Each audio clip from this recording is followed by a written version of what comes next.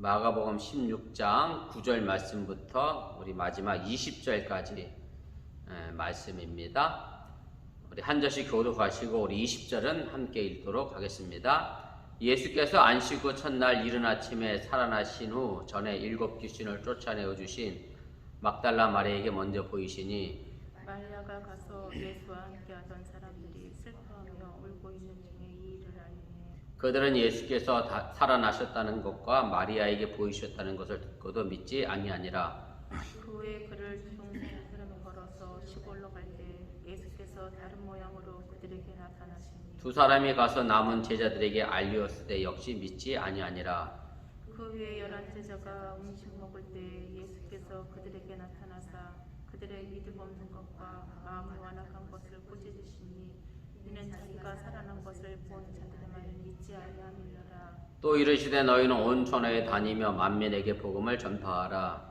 믿고 세례를 받는 사람은 구원을 얻을 것이요 믿지 않는 사람은 정죄를 받으리라. 믿는 자들에게는 이런 표적이 따르니니 곧 그들이 내 이름으로 귀신을 쫓아내며 새 방언을 말하며 뱀을 집어 올리며 무슨 독을 마실지라도 해를 받지 아니하며 병든 사람에게 손을 얹은 즉 나으리라 하시더라. 주 예수께서 말씀을 마치신 후에 하늘로 올려지사 하나님 우편에 앉으시니라. 제자들이 나가 두루 전파할새 주께서 함께 역사하사 그 따르는 표적으로 말씀을 확실히 증언하시니라. 아멘. 예, 오늘 마가복음 마지막 시간입니다. 89가입니다. 긴 끝맺음. 제목처럼 마가복음을 길게 왔습니다. 그리고 가로치고 제가 2차적인 결미, 2차적인 결론이다 라는 제목을 붙였는데 여러분들이 보시면 내용분해를 보시면 예수님의 순환과 부활로 해서 사실은 7번째지요. 마가복음 16장 8절이 결론으로 이제 끝이 난 구절인데 8번에 있는 16장 9절부터 20절까지는 이제 그 이후에 다시 이 부분이 이제 첨가된 것으로 이해하고 받아들여지고 있습니다. 그래서 내용 분해와 계율을 보면서 좀 자세하게 더 설명을 하겠습니다. 그래서 마가복음의 이 긴 마지막 부분은 이제 마가복음서의 일종의 최종 편집자가 이제 후대의 복음서를 참조해서 다시 써서 첨가한 2차적인 결론으로 그렇게 인정이 되고 있고요. 그래서 여러분들 실제로 성경을 보시면 마가복음 16장 9절에 가로가 쳐져 있어요. 그리고 마지막 20절에도 가로가 쳐져 있고 그 가로가 쳐져 있는 아마 성경책에는 밑에 각주가 달려 있는데 아마 온라인상에는 가로만 쳐져 있을 것 같아요. 확인해 보시면. 그래서 그 가로 쳐져 있는 부분에 뭐라고 되어 있느냐면 어떤 사본에는 이 부분이 없습니다. 이렇게 되어 있어요. 그러니까 쉽게 말하면 어떤 사본에는 이 부분이 들어가 있고 어떤 사본에는 없는 거예요. 그렇게 따져보면 있는 부분은 나중에 그 누군가가 없는 사본 뒤에다가 이제 붙였다라고 하는 그런 결론에 이제 도달하게 된다라고 하는 얘기입니다. 그래서 이렇게 보는 의미가 이제 9절부터 20절은 이제 거기 어휘와 문체 그리고 내용에 있어서 이제 그 앞에과 형격과 차이를 보인다라고 되어 있는데 일반적으로 신학자들이 2세기 초 정도의 어휘의 문자가 이제 들어가 있다. 쉽게 말하면 초대교회에서 이 부분이 이제 후대에 첨가된 것처럼 보인다라고 이제 그렇게 되어 있었고요. 그래서 유세비우스와 제롬이라고 하는 신학자는 거의 초대교회 신학자라고 우리가 얘기를 하고, 그리고 지금의 이제 현대 이제 성서학자들도 또 여러 사본들과 여러 가지 내용들을 연구한 가운데에 이 부분은 마가복음 최종 편집자가 더 첨가한 것으로 이제 그렇게 이해를 하게 됩니다. 그래서 마가복음에 관하여 우리가 이렇게 이제 해석하는 걸 가지고 우리가 저희가 신학교 때 사실은 이제 이런 해석학에 대한 쉽게 말하면 성경 해석학이라고 하는 것을 이제 배우게 되거든요. 그래서 어떤 거는 문화 비평학적으로 해석하기도 하고 역사적으로도 비평하기도 하고 그래서 여러 가지 해석 방법이 있는데 아무튼 성경을 제대로 이해하기 위한 한편의 해석의 방법이지. 그래서 이 부분이 나중에 첨가됐다고 해서 성경이 가지고 있는 어떤 권위나 이런 부분에 대해서 손상을 주는 것은 아니다라고 하는 얘기고요. 아무튼 이 부분이 이제 마지막에 이제 붙여진 것은 예수님께서 부활하신 사건 이후에 그 후대의 문제를 조금 더 잘 풀어주고자 설명하고자 했던 그런 내용이었을 것이고, 또 초대교회에서 이 부분을 가지고 교리의 문답과 같은 어떤 신앙의 고백적 용도로 사용할 것으로 그렇게 이제 추정이 됩니다. 그래서 어쨌든 초대교회에서 이 부분을 이제 정경으로 이제 받아들였잖아요. 사실은 정경이 만들어진 것이 AD 300년 이후에 정경이 만들어졌고, 그 다음에 마가복음이 기록된 것은 보통 우리가 AD 70년경에 마가복음이 이제 기록됐다라고 생각이 되어지는데, 그 이후에 여러 가지 사본이 등장한 것 가운데에 정경 작업을 할 때에 이제 이 부분이 포함되어 있는 마가복음서를 정경으로 선택했기 때문에, 그래서 우리가 이것이 어쨌든 신앙의 문제에 있어서 우리가 큰 문제가 되지 않는다라고 하는 것도 여러분들이 염두에 두시기를 바랍니다. 4번입니다. 제가 3번까지 말씀을 이제 정리를 한 거고요. 그래서 이 단락에서 이제 부활한 주님의 나타나심에 관련된 이유, 예수님께서 부활 이후에 어떤 행적을 가지고 계셨느냐라고 하는 그런 얘기고요. 그리고 예수님께서 이 부분에 이제 3번 등장하세요. 이제 마리아에게 한번 나타나시고, 그 다음에 누가복음에는 엠마오로 내려가는 두 제자에 관련된 얘기인데, 여기도 이제 두 제자에게 나타나시고, 그 다음에 3번째가 11 제자에게 나타나셔서 뭐라고 말씀하셨느냐면, 결국 이것이 선교의 명령과 연결이 되어져서 예수님의 부활 사건이 단순히 부활로 끝날 것이 아니라 지금 이 시대 속에서 우리가 또 선교의 사명으로 그것이 확장되어져야 한다는 것을 분명하게 요약하고 있음을 여러분들이 이해하시면 좋겠습니다. 그래서 오늘 본문은 이제 부활하신 주님께서 안식 후 첫날, 이미 우리가 16장 8절 이전에 나왔었잖아요. 막달라 마리아와 다른 여인들이 안식 후 첫날에 예수님을, 천사들을 만남으로 해서 예수님께 나타나셨음을 이야기하고, 그것이 시간적으로 또 확대되어져 가는 것이 점진적으로 이제 늘어나게 되고요. 그래서 결국 처음 2번 나타나신 것은 3번째 나타나심을 위한 예비 작업이었다, 준비 작업이었다라고 우리가 설명 들을 수 있을 것이고, 2번 나타나셨을 때 제자들 모두가 다 이것을 믿지 않았잖아요. 그래서 다시 나타나셔서 확신을 심어주시고, 그리고 선교의 영역을 확대하라고 말씀하시어서 세상을 내보시는 것으로 연결되기 때문에, 결국 이 믿음의, 부활의 믿음과 선교의 영역은 함께 연결되어져야 한다는 것도 우리가 기억해 두시면 좋겠습니다.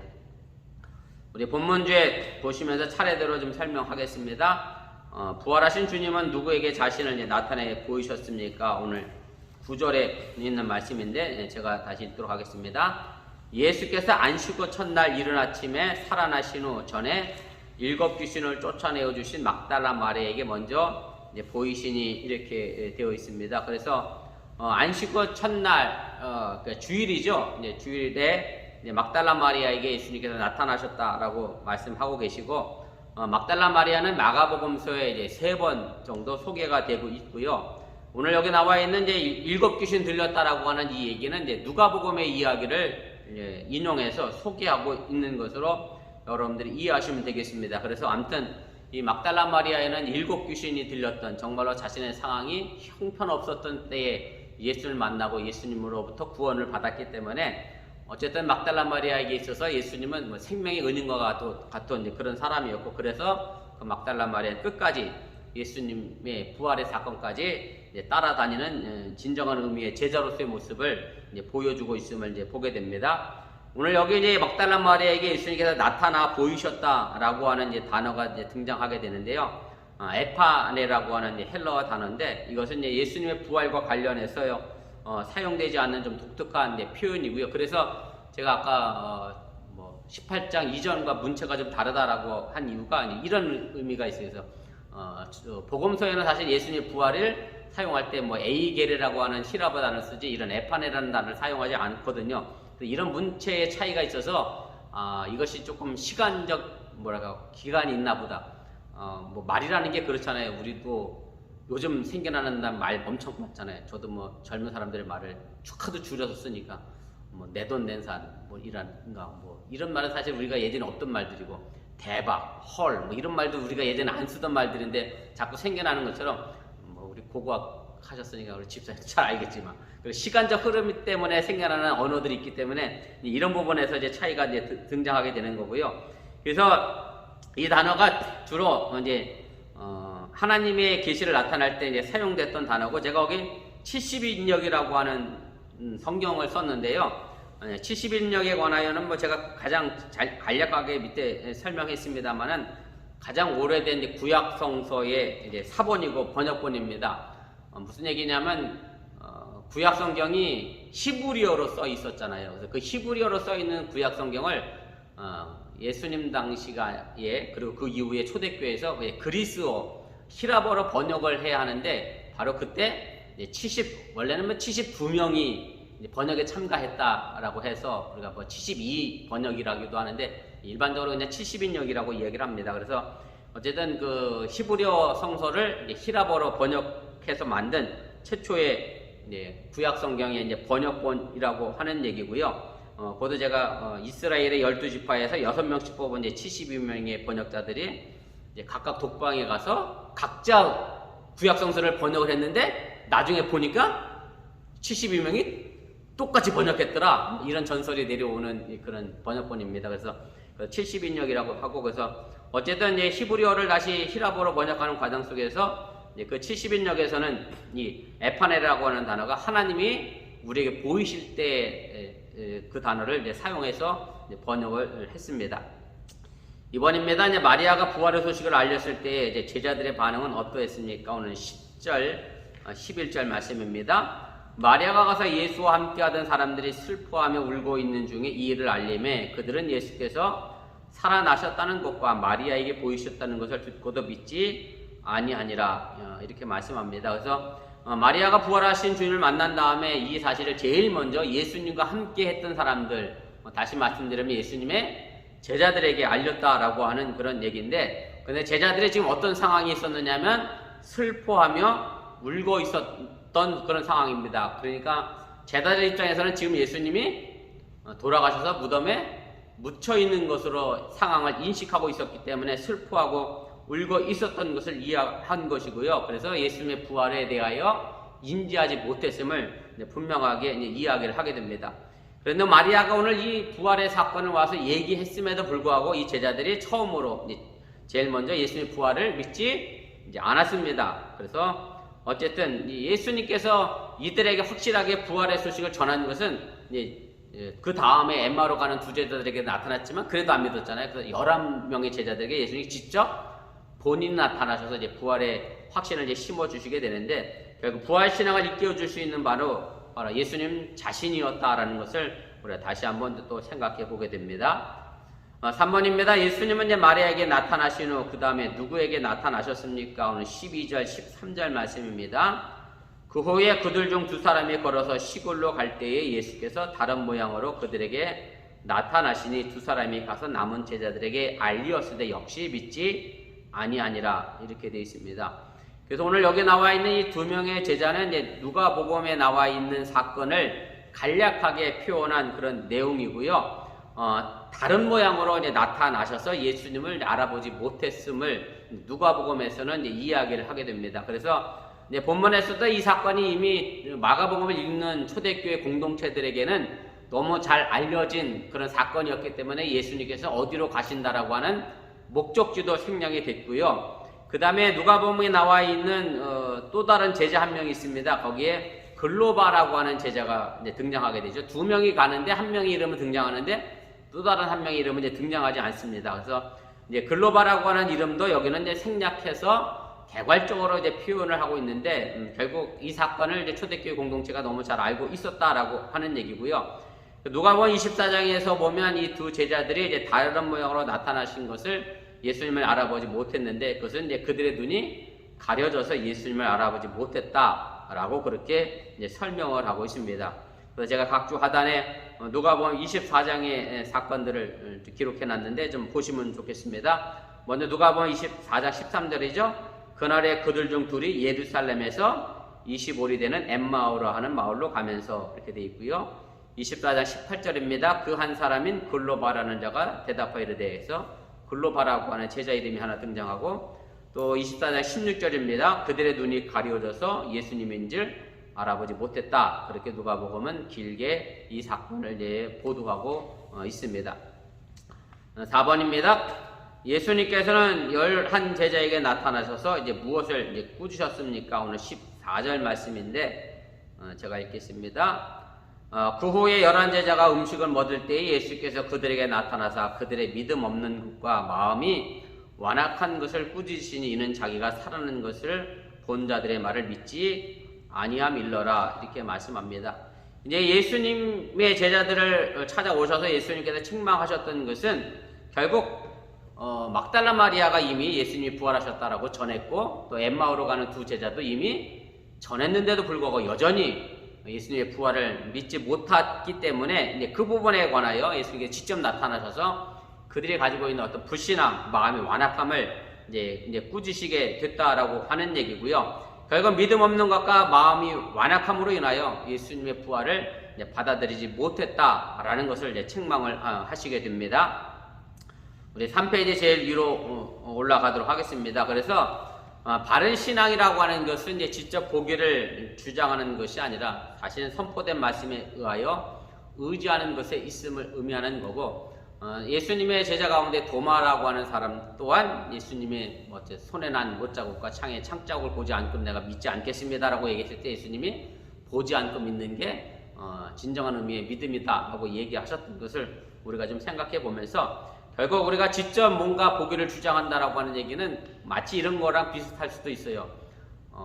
마귀가 예수님 40일 금식한 이후에 성전에서 뛰어내려 봐라. 그럼 정말 천사가 지켜주나 안 지켜주나 한번 보자. 이런 식의 시험과도 우리가 동일한 시험이라고 생각할 수 있음을 여러분들이 기억하시고, 믿음이라고 하는 것은 바로 선포된 말씀에 의지하는 것에 있음을 의미한다라고 하는 얘기고요. 결국 이들이 직접 보기를 어찌 보면 추구했던 것 가운데 하나가 이미 그들 마음속에는 완악한 마음이 자리 잡아 있었기 때문에 이 부분에 관하여 다시 한번 확인하고 싶었던 그런 마음도 있었을 것이다 라고 하는 얘기고요. 사실은 뭐 이런 부분은 부부간에도 마찬가지잖아요. 서로에게 믿음이 있을 때는 무슨 말해도 그냥 믿고 받아들여 주지만, 사실은 불신이 싹 트고 마음이 무감각하고 또 마음이 우둔해지면 뭔가 확인하고 증거를 찾으려고 하는 부분과도 우리가 비슷하다라고 우리가 좀 생각해 볼 수 있을 것이고, 아무튼 제자들이 영적으로 둔감해졌기 때문에 이런 부분에 관하여 예수님으로부터 책망받을 수밖에 없다라고 하는 얘기고요. 그리고 이 부분은 제자들에게뿐만 아니라 지금 이 시대를 살아가고 있는 우리에게도 여전히 예수님께서 하시는 책망의 말씀이라고 하는 것도 여러분들이 이해하시면 좋겠습니다.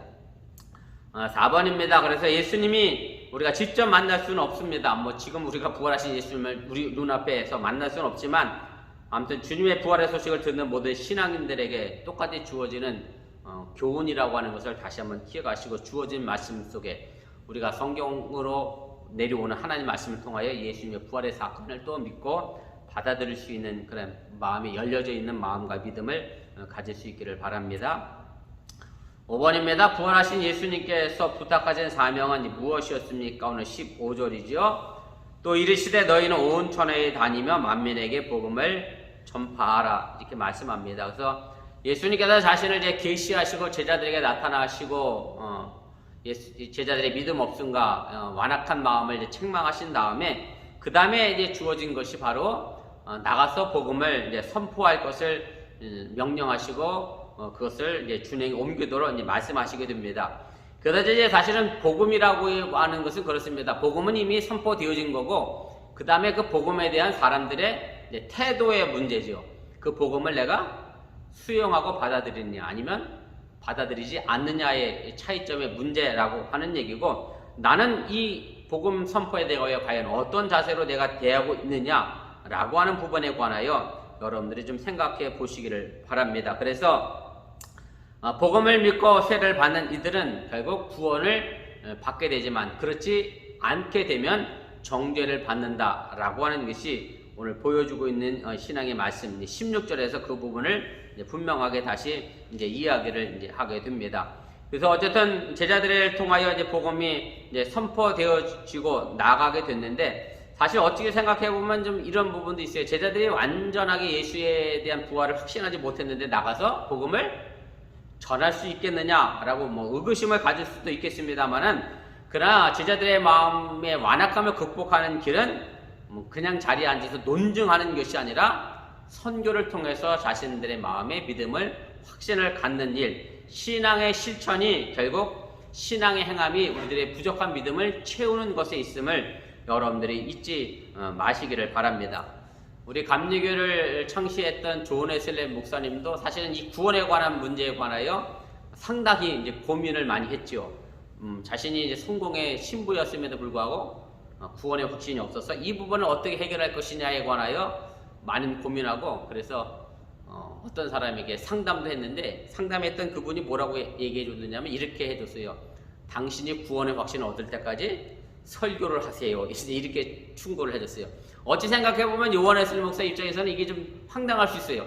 내가 구원의 확신을 얻지 못해서 이걸 고민을 상담했는데 그 사람은 구원의 확신을 얻을 때까지 설교하는 게 당신이 해야 할 일입니다 라고 대답을 해줬으니, 사실은 이제 이런 부분도 마찬가지입니다. 내 믿음이 확신이 없을 때 우리가 해야 될 일은 뭐냐면, 믿음이 확신이 없으니까 교회를 떠나는 게 아니라 오히려 더 교회 안에서 믿음의 실체로 옮겨 나갈 때 우리가 믿음의 확신을 얻게 되는 거고, 그래서 그 이후에 요한 웨슬리 목사님이 한 일이 뭐냐면, 영국에서 나와서 여러분들이 아시면 아시겠습니다만 저기 조지아 사바나에 가면 존 웨슬리 목사님이 이제 선교하기 위하여 도착했던, 선교를 나서게 됐죠. 선교 와서 다시 돌아간 이후에 회심하셔서 이제 감리교가 그렇게 태동을 하게 됐는데, 아무튼 여러분들이 믿음에 어떤 확신이 생기지 못할 때 우리가 해야 될 선택은 뭐냐면, 교회를 떠나면 어떻게 보면 그나마 조금 있던 믿음 또한 완전히 사라지는 거고요. 자꾸 신앙의 실천을 통해서 우리들의 믿음을 더 확증해 나가는 것이 우리가 해야 될 일임을 여러분들이 믿으시기를 바랍니다. 6번입니다. 복음을 믿고 세를 받는 이들은 무엇을 얻게 됩니까? 오늘 16절 말씀 제가 잠깐 언급을 했는데요. 읽겠습니다. 믿고 세를 받는 사람은 구원을 얻을 것이요 믿지 않는 사람은 이제 정죄를 받으리라. 그래서 사실은 복음을 전하는 사람은 그냥 복음을 전하는 것으로 내 사명을 다 하면 됩니다. 그 다음에 할 일은 그 복음을 들은 사람이 어떻게 선택하느냐, 그리고 하나님이 하실 일이지, 내가 복음을 전했는데 저 사람이 받아들이지 않으면 어떡하나 미리 지레짐작 겁을 낼 필요가 없다라고 하는 얘기고, 우리가 끊임없이 복음을 선포하는 것은 주님의 명령이기에 우리가 해야 한다라고 하는 얘기입니다. 오늘 여기 믿고 세례를 받으면 이제 구원을 받는다라고 되어 있습니다만은, 제가 누누이 말씀드리지만 세례가 구원의 조건은 아닙니다. 세례 안 받았다 그래서 구원 못 받았다는 의미는 아니라고 하는 얘기고, 우리가 구원은 믿음으로 받지만 최소한 세례라고 하는 어떤 공적인 증명을 통해서 다른 사람들에게 내가 믿음이 이렇게 있습니다라고 하는 보여주는 어떤 예식도 우리에게 최소한의 믿음이라고 하는 것도 여러분들이 기억하시고, 믿음은 결국 세례를 받으려고 하는 마음도 포함되기 때문에, 그래서 그런 의미로 우리에게 세례가 필요하다라고 하는 얘기입니다. 제가 김지현 성도님 올 부활절 때 세례 받을 때도 했던 것 같은데, 저는 세례 받는 사람들에게 꼭 그런 얘기를 해요. 왜 세례가 해야 합니까? 세례식을 해야 합니까? 그러면 결혼식 굳이 안 하고 혼인신고하고 살아도 되는데 왜 굳이 돈 많이 들어가면서 그 골치 아픈 결혼식을 합니까? 라고 하는 얘기는, 많은 사람들 앞에서 우리가 이제 정식으로 뭐가 됐어요? 부부가 됐습니다라고 하는 걸 보여주기 위함이잖아요, 일종의. 그거 안 해도 사실은 둘이 살면 되잖아요. 뭐 굳이 결혼식 안 해도 되는데 그렇게 하는 거 마찬가지예요. 내가 예수 믿었다고 해서 구원 받는 건 맞는데, 그걸 나 혼자 아는 게 아니라 믿음의 동역자들과 함께 공감하고 서로가 믿음을 가지고 힘을 합쳐서 합력해서 더 믿음의 돈독함을 위한 세례가 하나의 증거가 되는 것이기 때문에, 그래서 세례가 필요한 거지, 세례가 꼭 구원의 조건은 아니라고 하는 것 여러분들이 기억하시면 좋겠습니다. 3번, 4번입니다. 그래서 세례는 나의 믿음을 공표하는 공적인 의미고요.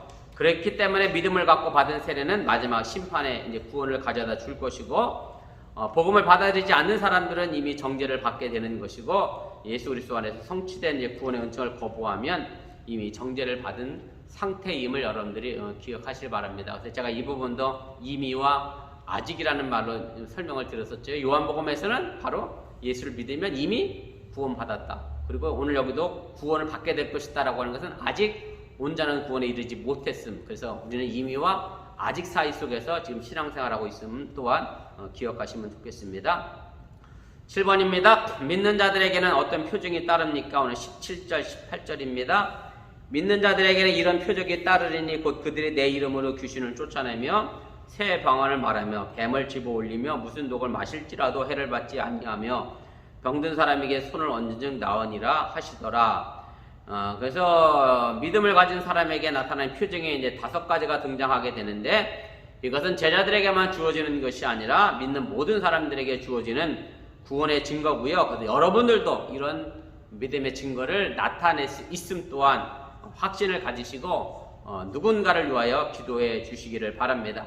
그래서 여기 언급된 이 5가지 표징들은 이제 사도행전에 주로 나타나는 그런 내용들이고, 사도행전은 사실은 이제 1세기 후반쯤에 기록된 책이기 때문에 이제 이런 부분에서도 이 부분이 이제 후대에 첨가된 것으로 우리가 이제 인식하게 되는 거고요. 귀신을 쫓아낸다라고 하는 것은 뭐 이미 예수님께서 제자들을 파송하실 때 70명의 제자들 또 12명의 제자들을 파송하실 때 당부하셨던 말씀 가운데 나와 있던 내용이고, 그 이후에 어쨌든 초대교회 복음 전도자들이 지금까지 어찌 보면 행하는 기적이 귀신을 이제 쫓아내는 일이고요.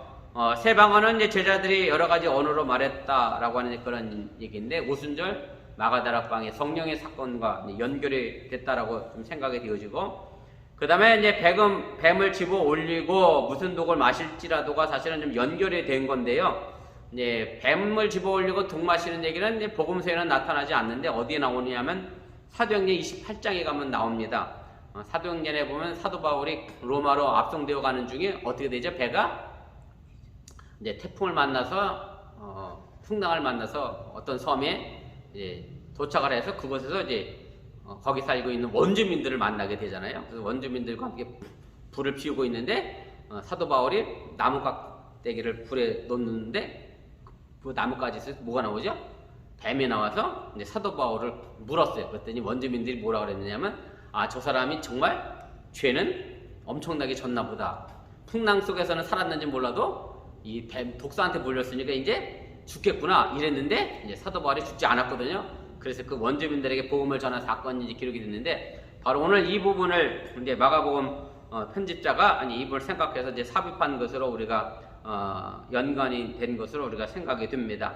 그다음에 마지막 5번째가 이제 병든 사람에게 손을 얹는 일은 신의 의적을 의미하는 것이고, 여러분들이 지금도 병든 사람이 있으면 꼭 손을 얹어 함께 기도해 주시길 바라고요. 이것이 손을 얹었다고 해서 뭐 안수의 의미로 여러분들이 좀 생각하셔서 이건 뭐 목사님만 안수하는 일인데 우리가 안수해도 되나 이렇게 생각하실 필요는 없고요.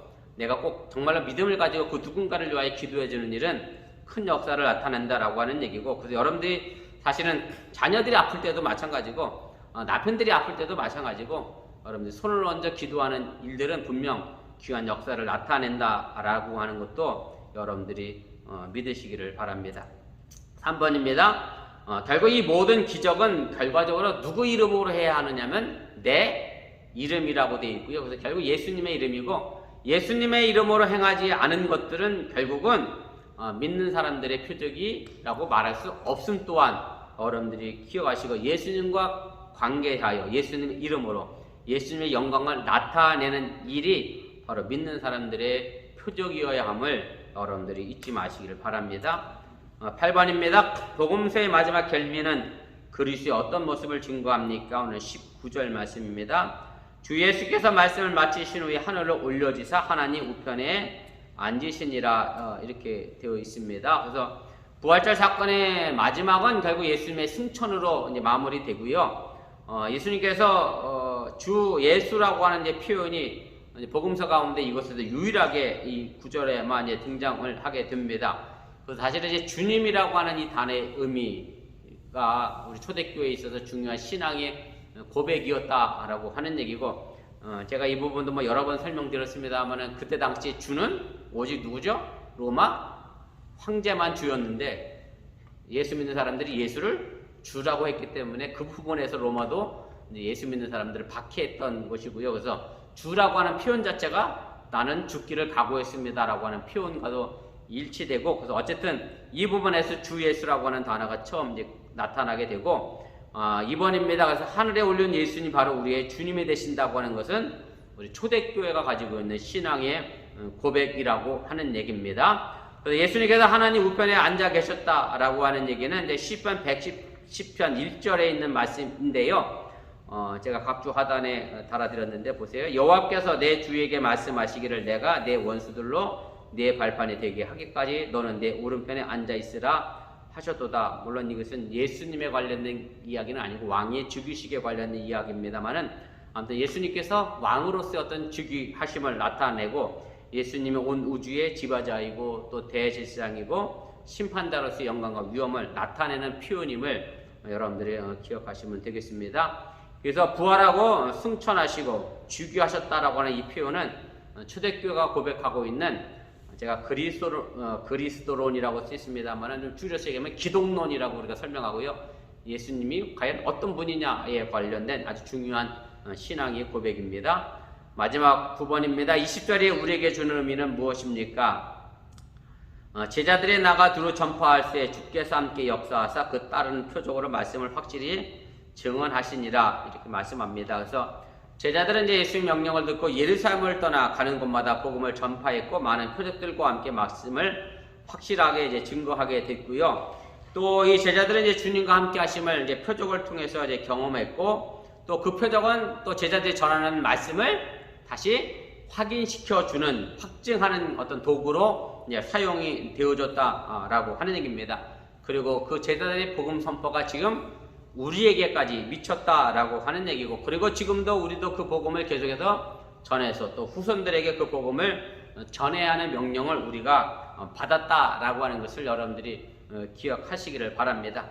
그래서 오늘 마가복음이 이렇게 해서 이제 전체적으로 다 막을 내렸고요. 제가 이미 말씀드렸지만 마가복음은 AD 70년경에 기록된 것으로 AD 70년대는 예루살렘이 로마에 의해 완전히 함락되고 무너지던 시기입니다. 유대인들 입장에서는 가장 고난의 시간이었고 순환의 시간이었고 그래서 그 시대에 쓰여졌기 때문에 또 마가복음을 가지고 순환의 복음이다라고 하는 말로 표현합니다만은 그러고 순환의 복음 속에서 예수님의 이 복음이 초대교회 공동체에게 힘을 불어 넣어줬던 것처럼 지금 이 시대를 살아가고 있는 여러분들에게도 이 순환의 복음이 예수님이 순환당했고 나도 마찬가지로 힘들 수 있음을 우리가 이해하시면 되고 그리고 예수님이 부활하시고 승천하셨기에 우리 또한 그 예수님과 함께 또 부활하고 승천하고 승리할 수 있음 또한 여러분들이 믿으시기를 바라고요.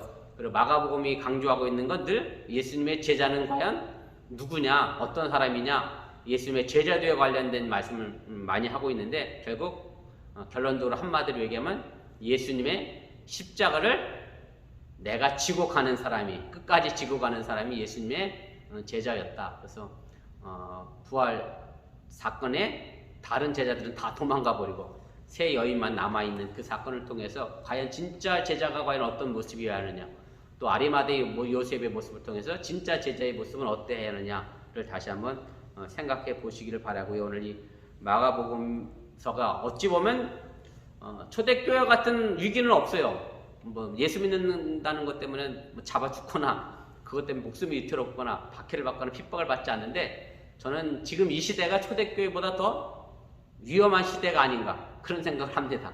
왜냐하면 세상의 풍요로움이 더 우리들의 신앙을 쉽게 흔들어 버리기 때문이고요. 그래서 아무튼 코로나 시기 속에서도 또 세상의 풍요함 속에서도 우리 신앙의 위기를 극복해낼 수 있는 새롭게 결단할 수 있는 그런 귀한 믿음을 가질 수 있기를 주님의 이름으로 부탁을 드립니다.